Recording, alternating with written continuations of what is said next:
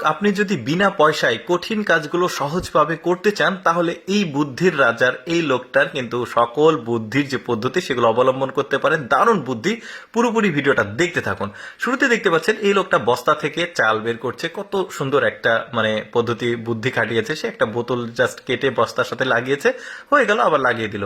এরপরে দেখুন আপনার হাতের সময় কম, আপনার খুব দ্রুত কাপড় চোপড় পরিষ্কার করে শুকাতে হবে, এরকম একটা টায়ারে লাগাবেন। এই যে পানিগুলো পড়ে যাচ্ছে, পাশাপাশি বাতাসের মাধ্যমে কাপড়টা দ্রুত শুকিয়ে যাচ্ছে। বুদ্ধির টেকনিকটা কিন্তু অসাধারণ। এরপরে দেখুন, ধরুন আপনার বাসায় ইলেকট্রিসিটি নাই, কোনো কারণে চলে গেছে, তো আপনি এইভাবে বোতলে দড়িতে বাঁধবেন, বাঁধার পর এভাবে একটা কাগজ লাগাবেন, অনেক আনলিমিটেড ভাবে ঘুরবে, বাতাস খেতে পারবেন। এরপর দেখুন কাপড় ওয়াশ করার সময় ধরুন হাত দিয়ে কাচতে যদি একটু কষ্ট হয় আপনার, তো ঠিক এভাবে কিন্তু বেলচা নিয়ে খুব সুন্দরভাবে কাপড়গুলো কাচতে পারবেন। বুদ্ধিগুলো কিন্তু একটু এক্সেপশনাল। আচ্ছা, মেয়েরা হিল কেনার জন্য কেন টাকা খরচ করবে? এই বুদ্ধিটার মাধ্যমে হাই হিল গুলো কিন্তু বানাতে পারবে। চমৎকার বুদ্ধি কিন্তু। এই যে দেখুন হেঁটে যাচ্ছে, আবার শব্দও হচ্ছে, তাই না? বেশ চমৎকার।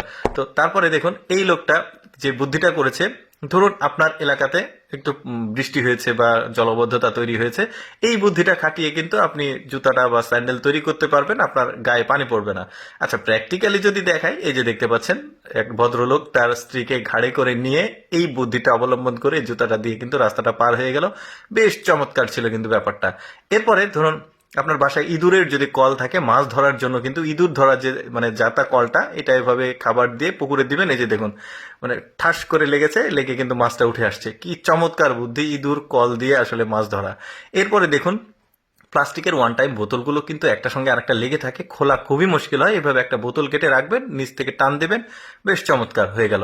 এরপরে দেখুন করাত দিয়ে আসলে গাছ কাটতে কিন্তু, বড় ছোট গাছ কাটতে কিন্তু দুইজন মানুষ লাগে, খুব পরিশ্রমের ব্যাপার। আপনি কেউ কাউকে যদি না পান, ঠিক এভাবে সাইকেলে লাগিয়ে কিন্তু গাছটা কাটতে পারবেন একা একাই। ধরুন আপনাকে খুব সকালবেলা ঘুম থেকে উঠতে হবে, কোনো একটা কাজের জন্য যেতে হবে, এই টেকনিকটা অবলম্বন করবেন। কয়েলটা শেষ হয়ে যাবে, ইটটা মাথার উপর পড়বে, অ্যালার্মের কাজ হয়ে গেল, আপনি উঠে গেলেন। এরপরে দেখুন বোতলের মধ্যে এই ধরনের জিনিসগুলো যদি রাখতে চান, এরকম একটা কন্টেনার থেকে এই যে হাতাটা কাটবেন, কেটে খুব সুন্দরভাবে বোতলটা ভরা যাচ্ছে। এই সব বুদ্ধিগুলো কিন্তু একটু অন্য ফানি বুদ্ধি, কিছু মনে করবেন না। তো যাই হোক, মেয়েদের ভ্যানিটি ব্যাগ যদি না থাকে, অল্টারনেটিভ হিসেবে কিন্তু এই ধরনের একটা জিনিস নিতে পারেন, বেশ চমৎকার, টাকা সেভ থাকবে। এরপরে ধরুন ঝর্ণা, যেটা গাছে গার্ডেনে পানি দেওয়ার জন্য সমস্যা হয়, তো এরকম যে সয়াবিনের যে 6 লিটার বা 5 লিটারের বোতল আছে, এভাবে ফুটো করে আপনি আরামে কিন্তু গার্ডেনে ঝর্ণার মতো করে পানি দিতে পারবেন।